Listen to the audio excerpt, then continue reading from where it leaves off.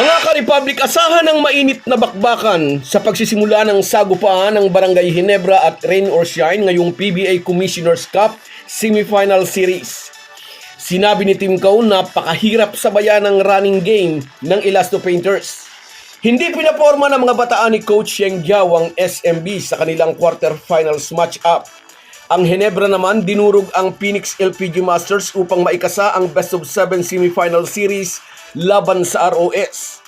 Kaya ba ng core ng Gin Kings na sabayan ang run and gun play ng Rain or Shine? At ang Rain or Shine, kaya ba nilang tunggain ang never say die spirit ng mga mag-ala? Pag-uusapan po natin yan, pero bago ang lahat ay maglalambing po ako sa inyo na isubscribe ninyo itong ating channel at kung di masyadong makakaabala ay i-like at paki-share na rin ninyo. Malaking bagay po yan sa aming mga vlogger. Maraming salamat. Mga ka-Republic, naging tapat ang Ginebra coach sa media. Ayon sa kanya, ngayon ay wala ng silbi ang blowout win ng Gin Kings laban sa Rain or Shine noong elimination. Ibang usapan na raw ang playoffs, lalo na sa isang best of 7 semifinal series. Ang marching order ni Team Cone sa kanya mga players, kontrolin ang tempo ng laro. Kung mahuhulog ang Gin Kings sa bitag ng run and gun ng Elasto Painters, uubusin ng ROS ang lakas ng mga mag-aalak. May advantage ang Ginebra sa isang mabagal at pisikal na laro. Hindi madalas magkatapat sa playoffs sina Team Cone at Yeng Giao. Huling nagharap sa playoff match-up ang dalawang veteranong coach noong 2020 Philippine Cup Bubble Quarterfinals. Nilaro iyon sa bubble sa Clark dahil nga sa pandemya.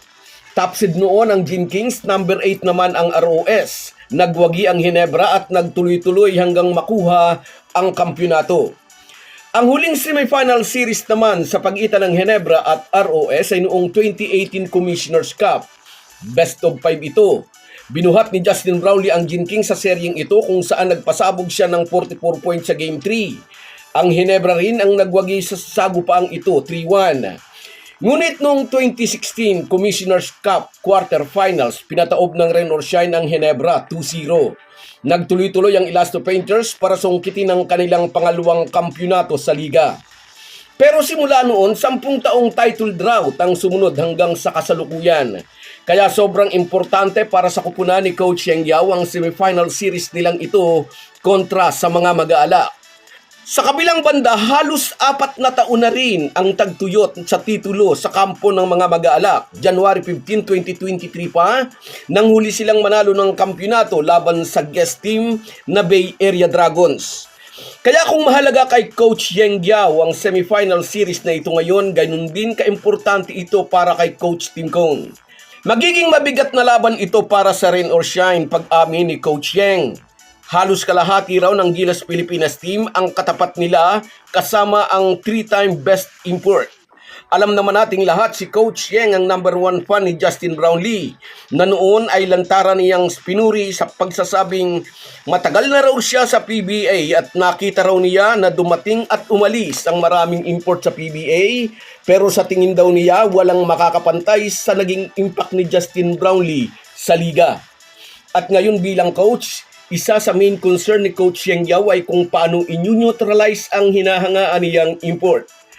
Sang-ayon kay CYG, isang heavyweight opponent ang kanilang makakatapat at nakita rin niya perfect time na nagpipik ang laro ng Ginebra. Bumabalik ang vintage Scottie Thompson at mabilis na tumataas ang kumpiyansa at scoring abilities ng reigning Rookie of the Year na si RJ Barrientos.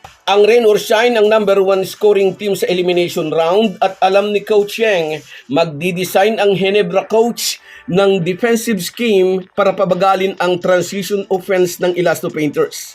Ipipilit ng Ginebra na maging low-scoring ball game ang kanilang laban. May isang bagay na tila pumapabor daw sa Rain or Shine. May mga mapamahiing reporters na ipinalala kay Coach Yeng Giao na ngayon daw ay eksaktong 10 taon nang talunin din ng Elasto Painters ang SMB sa quarterfinals noong 2016 Commissioner's Cup at nagtuloy-tuloy sila sa championship run. Magandang sintomas daw ito. Agad dinismiss ni Coach Yeng Giao ang pamahiin, wala raw iyong kinalaman sa kampanya ngayon ng kupunan. Kailangang pagtrabahuhan nila ang lahat, bawat laro. Kung makikipagtakbuhan ng Ginebra at hahayaan ng rain or shine ay dikta ang run and gun play ng mga ito, alam ni Tim Cone hindi ito pabor sa kanila. Sa frantic running speed ng ROS, magbibigay ito ng madaling leak out pass para kay Jalen Johnson para sa transition dunk o easy layup. Kaya iuutos ni Tim Cone ang disiplinadong transition defense upang bumalik ang tempo sa slow grinding half-court set. Tiyak na hindi rin hahayaan si Brownlee na iman-to-man si Jalen Johnson. 6'9 si Johnson, 6'5 lang si JB. Lugi sa tapatang ito ang Ginebra import. Mas papabura ni Tim Cone na ibato sa harap ng ROS import sina Japet Aguilar at Isaac Go o si Troy Rosario using deny defense at i-box out si Johnson from rebounding position. Labanan ito ng dalawang kupunan na parehong gustong tapusin ang title drought, halos 4 na taon sa Ginebra, 10 taon naman sa rain or shine. Hadlang ang isa't isa sa magkatulad nilang ambisyon, kailangang ma-eliminate ang isa. Kumbaga, kailangan mo siyang patayin, kung hindi buhay mo ang kanyang tatapusin. So guys, yan lang muna. Hanggang sa muli. Kung wala po kayong mga viewers namin ay walang magtatagumpay na vlogger. Kaya salamat po sa inyong panunood. Shoutout sa iyo Alfredo Cristobal at pakisabi raw kay Rona Montesa, mahal niya ito ng sobra. Uy!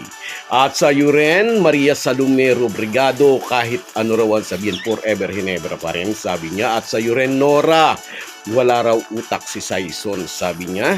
At sa iyo rin, shoutout Nelmel Reyes, wala namang utak si Saison, may utak talang-kalang niya, sabi niya. At sa iyo rin, Cecilio Tenorio, shoutout sa iyo idol, salamat sa laging suporta. At sa iyo rin, Alfie Gomez, nasaan na raw yung sinasabi ni Homer. At sa iyo rin, shoutout kay Kitana24, kay JC, Timothy at Jeff.